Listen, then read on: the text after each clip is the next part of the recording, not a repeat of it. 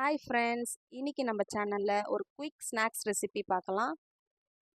அதுக்கு ஒரு பாத்திரத்தில் கொஞ்சமாக கடல மாவு எடுத்துக்கோங்க. இது எதுக்குன்னா பூந்தி ரெடி பண்ணுறதுக்காக நான் கரைச்சி வைக்க போகிறேன்.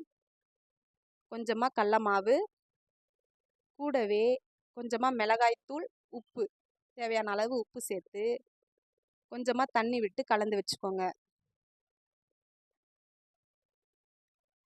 இவ்வளோதாங்க ஐட்டம். இதை நல்லா கெட்டியாக கரைச்சி எடுத்து வச்சுக்கோங்க ஒரு பக்கம். இப்போ ஒரு கடாயில் தேவையான அளவு எண்ணெய் ஊற்றி எண்ணெய் நல்லா சூடாகணும். ஃபஸ்ட்டு அவல் எடுத்துக்கோங்க. நான் வெள்ளை அவல் எடுத்திருக்கேன். இந்த மாதிரி ஒரு வடிகட்டியில் அந்த அவலை சேர்த்து நல்லா பொரிச்சு எடுத்துக்கோங்க. அவல் நல்லா பொரிஞ்சிடுச்சு. இது ஒரு பாத்திரத்தில் ஆட் பண்ணிக்கலாம். ஒரு செட்டாக பொரிச்சு எடுக்கும் போது அந்த சூட்லேயே மேலே மஞ்சத்தூள், கொஞ்சமாக உப்பு சேர்த்துக்கோங்க. அவல் பொரிச்சு எடுத்தாச்சு. அடுத்ததாக கார்ன். இது எல்லா மளிகை ஸ்டோர்லேயும் கிடைக்கும்.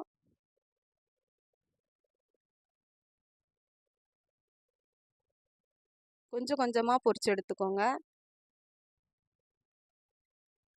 கார்ன் நல்லா பொரிஞ்சிடுச்சு. இதையும் அது கூட சேர்த்துடலாம்.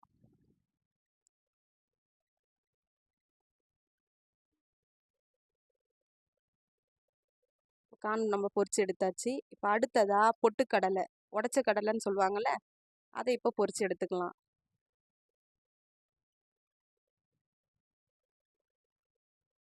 லைட்டாக நிறம் மாறுற வரைக்கும் வறுத்து எடுத்துக்கோங்க. இந்த அளவுக்கு நிறம் மாறினா போதும். இப்போ இதையும் அது கூட சேர்த்துக்கலாம்.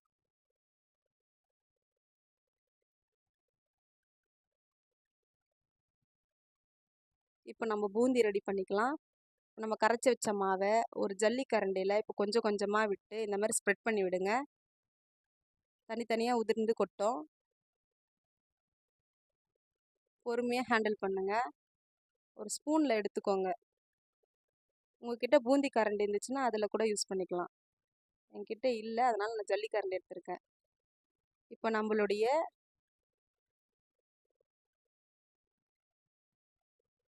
பூந்தியும் தயாராகிடுச்சு. இப்போ ஃபைனலாக கொஞ்சமாக முந்திரி பருப்பு பொரிச்சு எடுத்துக்கலாம்.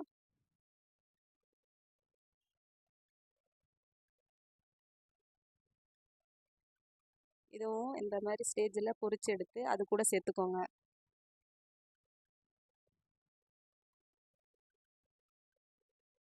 அவ்வளோதாங்க. இவ்வளோதாங்க ஐட்டமே.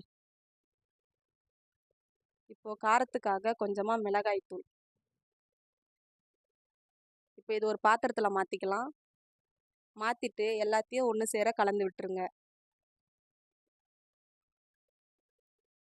நம்ம வீட்டில் இருக்கிற பொருளையே வச்சு உடனே குயிக்காக ஒரு ஸ்நாக்ஸ் ரெசிபி ரெடி ஆயிடுச்சு. நீங்களும் செஞ்சு பார்த்துட்டு எப்படி இருக்குன்னு சொல்லுங்கள்.